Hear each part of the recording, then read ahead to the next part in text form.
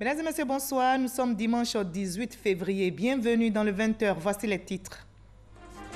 Le secteur de la santé en Côte d'Ivoire dispose d'un nouvel outil de développement. C'est le projet de renforcement du système de santé et de réponse aux urgences épidémiques. Il vise à améliorer la qualité des soins. Coût de financement, plus de 38 milliards de francs CFA. Nous irons à Yamoussoukro où s'est tenue une rencontre sur les procédures de passation des marchés publics. Les responsables chargés de passation et des marchés publics de tous les ministères renforcent leur capacité pour une meilleure gestion de la commande publique. Le calme est de retour à Yebonoa. La cité paisible située au centre de la Côte d'Ivoire était le théâtre d'affrontements entre groupes de jeunes. On déplore 4 blessés et des dégâts matériels. À l'origine de ces violences, une histoire de monnaie. Les autorités appellent à la paix et à la cohabitation pacifique. Enfin, en Iran, l'avion qui s'est écrasé ce matin dans le sud-ouest du pays avec 66 passagers reste introuvable. L'accident s'est produit 50 minutes après le décollage à Téhéran. Les conditions climatiques ne laissent aucun espoir de retrouver des survivants. Soyez les bienvenus sur RTI 1. Le secteur de la santé en Côte d'Ivoire dispose d'un nouvel outil de développement. C'est le projet de renforcement du système de santé et de réponse aux urgences épidémiques. Le projet financé par la Banque mondiale à hauteur de plus de 38 milliards de francs CFA vise à améliorer la qualité des services dans les hôpitaux. David Soyo, Franco Adio pour le reportage. Hôpital général de Béjéville, Chantal, à peine arrivée avec sa fille malade en pédiatrie, est reçue, à sa grande surprise d'ailleurs, car victime par le passé d'un accueil différent dans un autre établissement sanitaire. Nous avons été très bien reçus par le médecin. Contrairement à certains centres de santé publique où tu arrives, non seulement tu attends pendant longtemps avant qu'on commence à prendre même la température et tout ça. Mais là, ce matin, les choses ont été très promptes. En salle d'hospitalisation, cette dame, Nabissa, mère de 7 enfants, dit être satisfaite, elle aussi, des différentes prestations. Par la grâce de Dieu, en tout cas, ils s'occupent bien de les gens ici. Personne ne se fâche contre quelqu'un. Quand il y a besoin de eux, ils courent vite pour venir vous recevoir. Franchement, on est heureuse avec eux ici. Des agents travaillant avec passion et efficacité. Le but du financement basé sur la performance FPB qui consiste à récompenser les agents qui proposent de meilleures prestations. J'avoue quand même que le PBF est venu booster un peu la qualité de nos services. C'est une situation quand même à pérenniser et il faut encourager le personnel même à s'investir véritablement dans les activités du PBF. Plusieurs hôpitaux généraux et établissements sanitaires de premier contact, à l'instar de l'hôpital général de Béjéville, bénéficient du FPB. Un pan du projet de renforcement du système de santé et de réponse aux urgences épidémiques PRCE. Les meilleurs établissements de santé rurale et urbains ont été récompensés pour leur qualité de service et l'utilisation de façon efficiente et efficace des moyens mis à leur disposition. Il s'agit des centres de santé d'Anono, de Kayeta, dans le district de Saint-Fra, d'Anyama et de Béjéville. Nous avons épousé entièrement le PBF à l'hôpital général de Béjéville. C'est une approche assez importante qui nous apporte un financement complémentaire. Tu poses un acte, on te donne un peu d'argent. Et cet argent permet de motiver le personnel.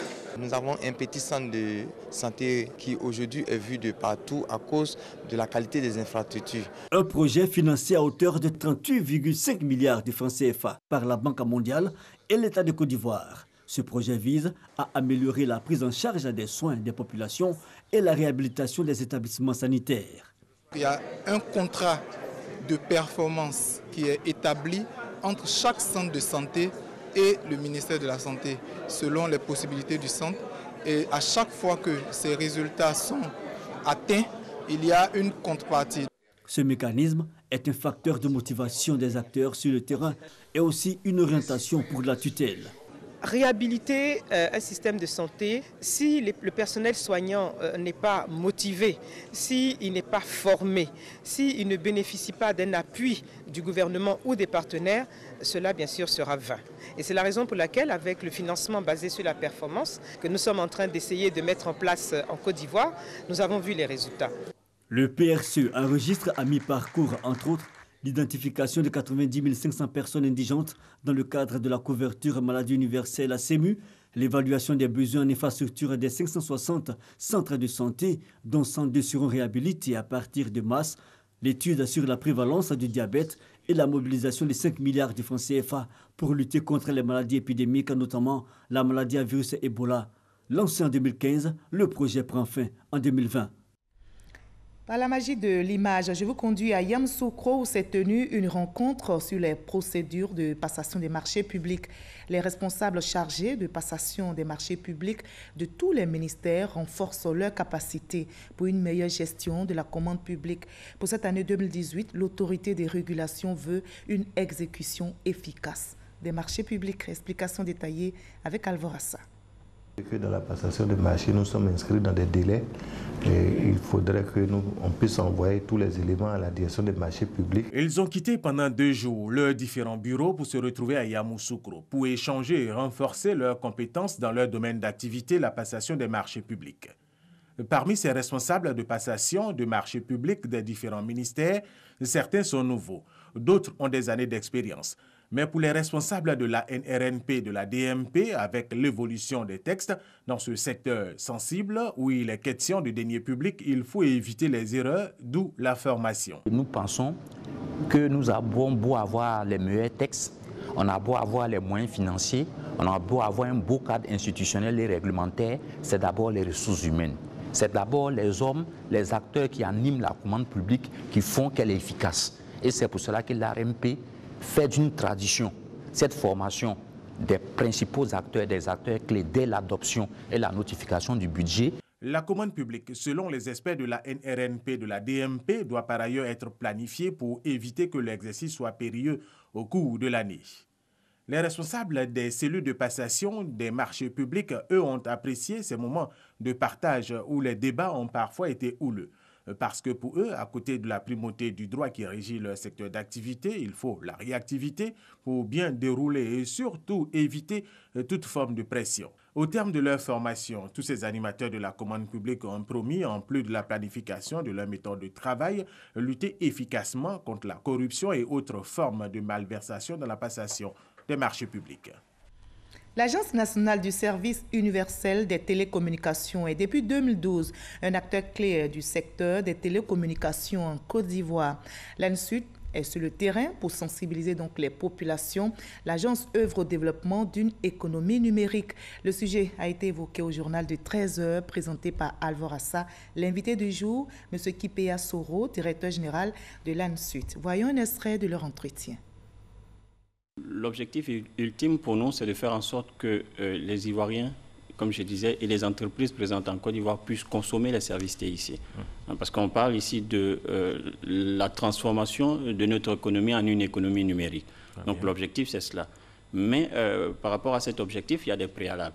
Et les préalables, c'est justement de mettre à niveau nos infrastructures et de permettre, dans une autre phase, aux uns aux autres d'avoir accès à ces services-là. Dans le cadre de la mise à disposition ou la mise à niveau des infrastructures, nous avons réalisé un projet de construction de fibre optique et à fin décembre 2017, nous étions à environ 5000 km de fibre réalisée. D'ici 2018, au 31 décembre 2018, nous aurons construit 7000 km de fibre. Ici, il s'agit d'un réseau de collecte qui est différent du réseau de desserte. Et donc, je le dis à dessein parce que 7000 km de fibres construits en 5 ans, ça sera pour la première fois en Afrique subsaharienne une infrastructure bâtie dans un tel laps de temps.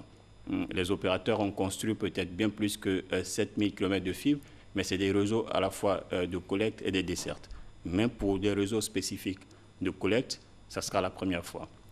À côté de cette infrastructure de fibre optique qui a été construite, nous mettons en place des services.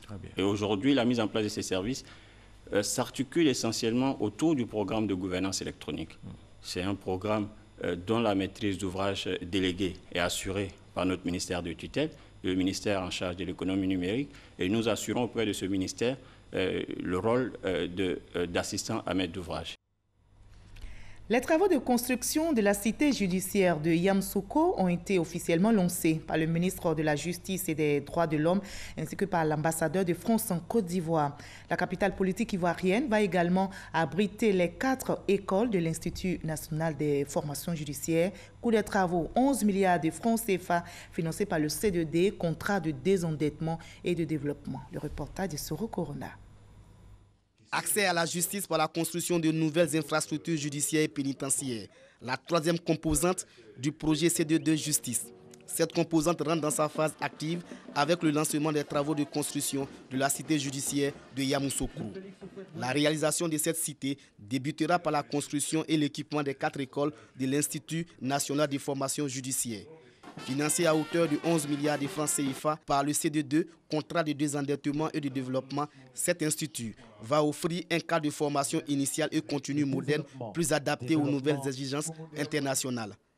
À travers le projet C2D Justice, la France veut contribuer au renforcement du système judiciaire et pénitentiaire et à la promotion des droits de l'homme en Côte d'Ivoire. Dans le contexte international qui est le nôtre, et face aux enjeux transfrontaliers liés aux droits de l'homme, à la mobilité et à la sécurité des personnes, la justice et le droit doivent s'adapter et y répondre. Le garde des Sceaux, ministre de la Justice et des Droits de l'Homme, a salué ce soutien qui va améliorer le système judiciaire ivoirien. La construction de cet institut revêt un enjeu majeur pour le plan d'action du gouvernement, non seulement pour tenir compte de l'amélioration escomptée, mais également parce que regardé par le partenaire au développement comme un indicateur de bonne gouvernance judiciaire. Sansan Kambile a également annoncé la réalisation de plusieurs autres palais de justice et de prison dans le cadre du projet. La cité judiciaire de Yamoussoukro sera construite sur une superficie de 16 hectares, dont 9 pour l'Institut national de formation judiciaire. Les travaux de construction débuteront en mars 2018 pour prendre fin en septembre 2019. Je vous invite à présent à faire un tour à Guébonois, situé à quelques kilomètres de Yamoussoukro. Le calme est de retour dans la localité après une nuit de violence. Des groupes de jeunes se sont affrontés. Bilan 4 blessés et des dégâts matériels. À l'origine de ces violences, une histoire de monnaie. Les autorités appellent donc à la cohabitation pacifique. Le témoignage est signé Kode Kwame Jean du Dieu. À Guébonois, la tenue du marché Kwadjokona s'est achevée dans la bagarre ce samedi 17 février 2018 à 1 heure seulement de la tombée de la nuit. L'origine du malentendu. Un de nos jeunes frères, poussant une bourrette, a cogné un jeune. Et suite à l'accident, le jeune il a fait l'arrêt de la bourrette pour demander pourquoi est-ce que le jeune frère l'a cogné. Maintenant, le propriétaire du bagage, lui-même, il est revenu et demandé pourquoi est-ce qu'on a stationné son bagage. Maintenant, lorsque le jeune frère a eu à dire, Aka a dit non, il vient de me cogner, raison pour laquelle j'ai stabilisé le bagage. Le propriétaire s'est emporté directement sur sa victime. Et là, lui aussi, il a riposté. Après riposte, un des autres frères a pris ce qu'on prend pour enlever les pneus et il a assommé le jeune frère. Dans sa fuite maintenant, il a crié à l'aide au secours et l'autre commerçant encore est venu répliquer sur la deuxième personne qui est venue au secours du blessé. Les blessés admis dans les formations sanitaires ont été libérés. Le premier magistrat de la commune de Guébonois appelle ses administrés au calme et à la retenue. Un jour après les échauffourées, la population vaque à ses occupations. On parle aussi cohésion du côté de Lakota. Les populations de Gagoré dans le département de Lakota viennent de tenir une rencontre sur le développement de leur localité. Leur parrain, le ministre Alain Richard Donvayi, a lancé un appel à la consolidation des liens de fraternité qui lient les différentes communautés dans la région. Michel Digré nous en dit plus. Unissons-nous pour le développement de nos communes. Unissons-nous pour le développement de nos villages. À quelques mois des élections locales, la sous-préfecture de Gagoré, dans le département de Lakota, a plus que besoin de stabilité sociale. C'est le message véhiculé par les cadres de cette localité. À la tribune de ces retrouvailles entre les filles et les fils de Gagoré, ils ont insisté sur la nécessité de consolider la cohésion, gage de tout développement. c'était nécessaire qu'aujourd'hui, au moment où le développement de la Côte d'Ivoire est lancé, que les peuples dans leur diversité se réunissent autour de l'idéal de paix et de développement. Un foyer polyvalent est inauguré à la faveur de cette rencontre. Nous allons faire en sorte que ce soit vraiment un modèle, non seulement de gestion, mais aussi que ça serve à la cohésion et au regroupement de toutes les communautés ici à Gagoré. Ce centre sera le cadre pour rapprocher les différentes communautés de cette localité. Il a été financé à hauteur de 26 millions de francs CFA par le PNUD. La communauté Senufo de la région du Logui-Bois s'investit aussi dans la cohésion et le maintien de la paix. La communauté vient justement de désigner 3 nouveaux chefs. Leur mission est claire, promouvoir notamment la paix dans la région du Logui-Bois. Les têtes couronnées ont été installées, vous allez le voir, par le chef de canton de Korogo et le ministre Issa Coulibaly représentait le Premier ministre. Le témoignage de Mamadou Kwasi. La paix a toujours été maintenue dans la région du Logui-Bois, malgré les nombreuses crises qui ont secoué la Côte d'Ivoire. Cette situation est le résultat des actions communes entamées par les différentes communautés pour préserver la paix et la cohésion sociale. Aujourd'hui, cette cohésion qui règne depuis des décennies se renforce avec l'intronisation de 3 chefs de communauté Senufo. Avec cette installation, ce sont les Senufo des 3 régions du district des Savanes, à savoir le Kologo, la Bagoué et le Koro, qui ont désormais des porte-voix à Divo et sur l'ensemble de la région du Logui-Bois. Si le mur est cassé un peu, ça qu'il y a de ceux qui rentrent dedans, mais on ne sait pas quand il est venu. Voilà, il faut qu'on va souder. Si on a soudé vraiment notre problème, tout sera résolu. Cette intronisation s'est faite dans la pure tradition Senufo, par le chef de canton de Korogo, aidé par le ministre Issa Coulibaly, représentant le Premier ministre Amadou Gon Coulibaly, patron de l'événement. Tous ont invité les chefs de communauté à tout mettre en œuvre pour maintenir le climat de paix dans la région du Logui-Bois. Le bon chef doit être calmement écouté, protéger sans discrimination, restaurer un climat de paix et de cohésion préalable à tout développement.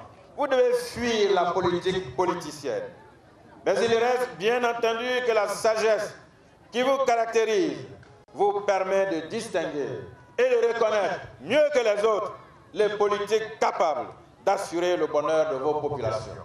Le maire de la ville de Divo, le ministre Amédée Kofi Kwaku, a salué les actions des différentes communautés résidant dans la région du Logui-Bois avant de les inviter à soutenir les actions de développement du président de la République, Alassane Ouattara, tout en préservant la cohésion sociale. En dehors donc de Senufo, il y avait donc tous les peuples alliés. Cela démontre que le peuple d'Ida, si accueillant, qui a accueilli ses frères Senufo, mais des autres communautés, ce peuple a été là pour leur apporter leur caution, pour dire que ce qui est important aux yeux du peuple ivoirien, comme nous le demande le chef de l'État, c'est vraiment la paix, que ces chefs-là puissent travailler dans la vision, donc toujours rechercher la paix pour que la vision du chef de l'État, qui est d'amener la Côte d'Ivoire donc au développement, puisse se réaliser. L'installation de ces 3 chefs de communauté Senufo a permis aux fils et aux filles de ces 3 régions du district des Savanes, venus en grand nombre, de démontrer aux autres peuples de la région du Logui-Bois la richesse du terroir Senufo. Au chapitre politique de ce 20, la délégation départementale RDR du Boaké vient d'investir 14 présidents de comités de base. Leur feuille de route a été dévoilée. Il s'agit de remobiliser les militants et surtout implanter le Rassemblement des Républicains pour son rayonnement dans la région de Béké. Le reportage de Solo Yakuba Traoré est commenté par Kades Soukoutoukou. Le Rassemblement des Républicains RDR affûte ses armes en vue des prochaines échéances électorales. À cet effet, du côté de sa délégation départementale de Boaké, l'heure est à l'installation des comités de base. 14 présidents entrent donc en activité. Un parti auquel j'appartiens, qui est un parti fort, aujourd'hui sur lequel le président de la République, Alassane Ouattara, peut compter pour que nos objectifs soient atteints et de façon brillante. Nous leur demandons maintenant de bien renforcer, de bien lancer l'animation du parti et faire en sorte que à la prochaine révision des listes électorales, que tous les militants du RDR qui viennent d'avoir les pièces d'identité s'inscrivent sur le lycée électoral. Cette installation s'est faite en présence du ministre des Transports Amadou Koné, par ailleurs secrétaire général adjoint du RDR chargé des transports.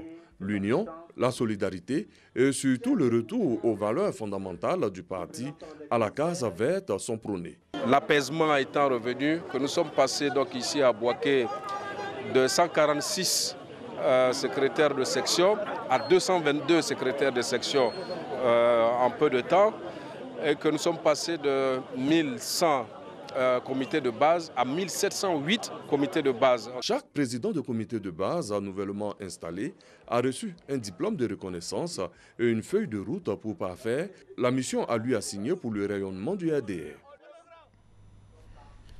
Du côté de San Pedro, le Rassemblement des Républicains se prépare pour les élections sénatoriales, régionales et municipales. Un comité de sages et de réconciliation a été mis en place, comme nous le rapporte Sam Conan. Les responsables du Rassemblement des Républicains de San Pedro fument le calumet de la paix. Assis à la même table ou chantant l'hymne du parti à l'unisson, Boueka Nabo Clément, vice-président chargé de la région de San Pedro, et Begré Tetiako Inago, conseiller spécial de la secrétaire générale du RDR, entendent leurs querelles.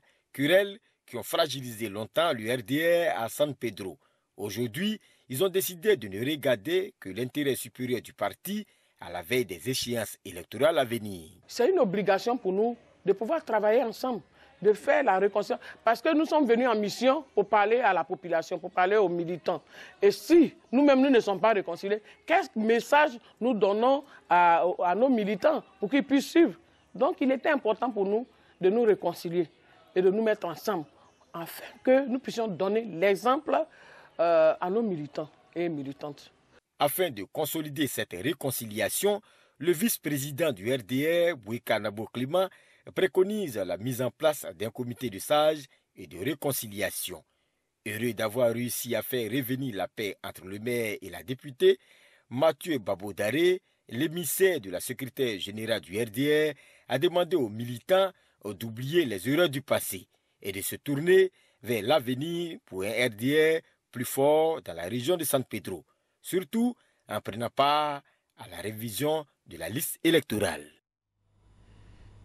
Et on referme ainsi le chapitre politique de ce 20h. Prenons la direction du village de Niaprayo, département de Guibérua, c'est dans la région du Gor.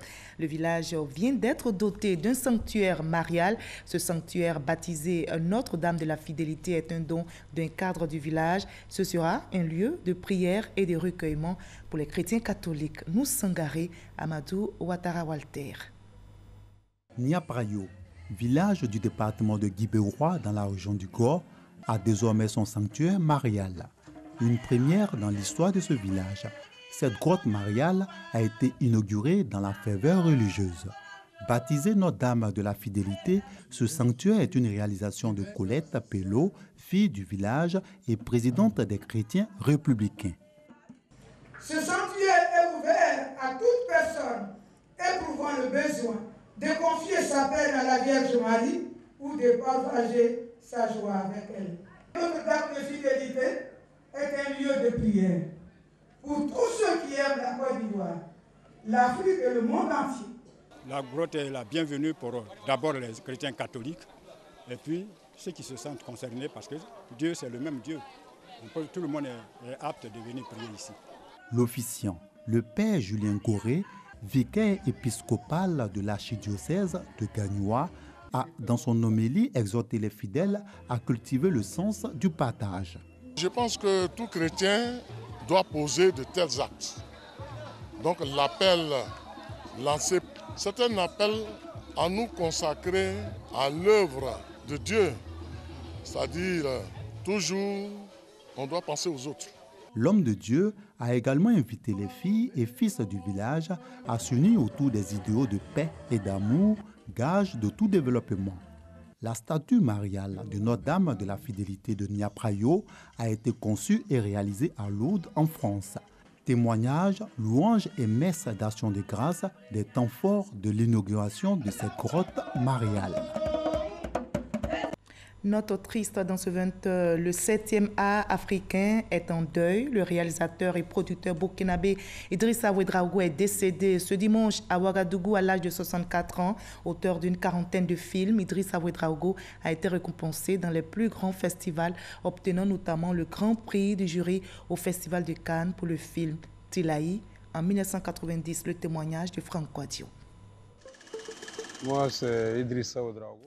La nouvelle est tombée. Idrissa Ouedraogo, réalisateur et producteur burkinabé, s'en est allé très tôt ce matin vers 5 heures dans une clinique de la capitale Ouagadougou où il était hospitalisé.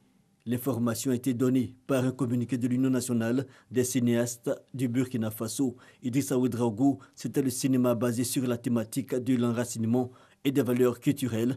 Il lance sa carrière dès son premier court-métrage en 1981 avec Poko. En 1986, Yandabo, Le Choix, et Yaba en 1988, qui l'amènera jusqu'à Cannes, et le prix du public au FESPACO en 1989.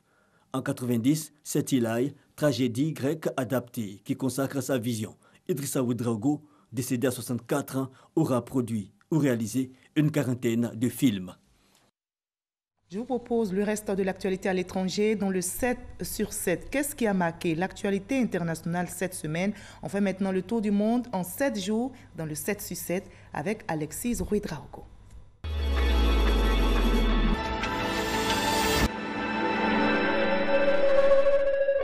Une enquête du quotidien The Times a révélé lundi que certains collaborateurs d'Oxfam, l'une des plus importantes ONG mondiales de lutte contre la pauvreté, ont eu recours à des prostituées locales alors qu'ils étaient en mission à Haïti après le tremblement de terre de 2010. Penny Lawrence, directrice générale adjointe d'Oxfam, a le même jour démissionné en exprimant sa tristesse et sa honte, assurant en assumer l'entière responsabilité.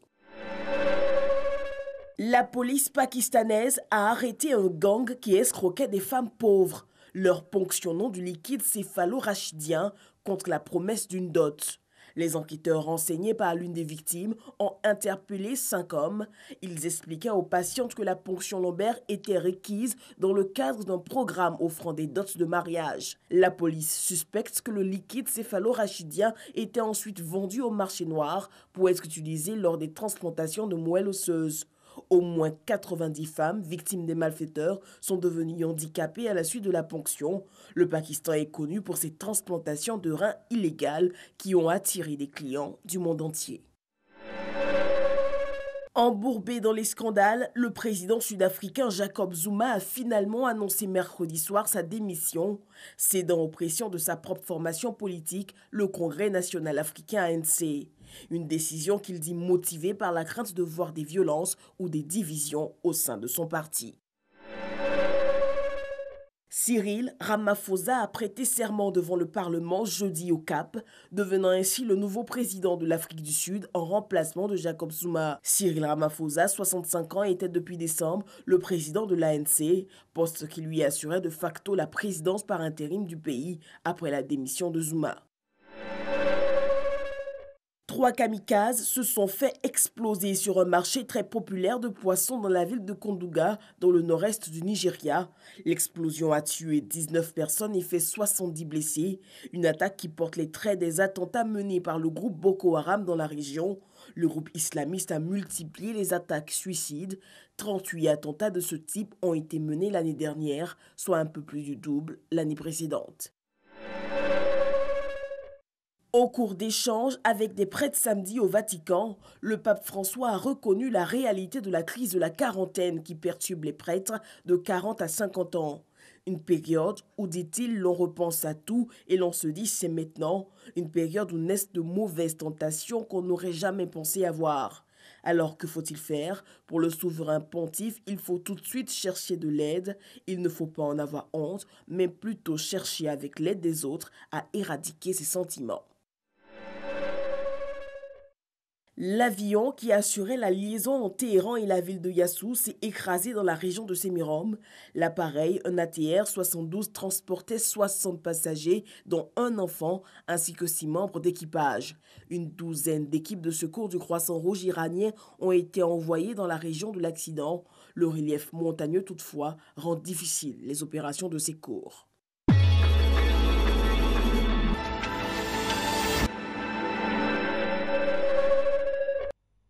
Merci de votre aimable attention. Mais notez que l'actualité ne s'arrête pas sur RTI 1 à 23h. Retrouvez Michel Mambo pour le dernier journal.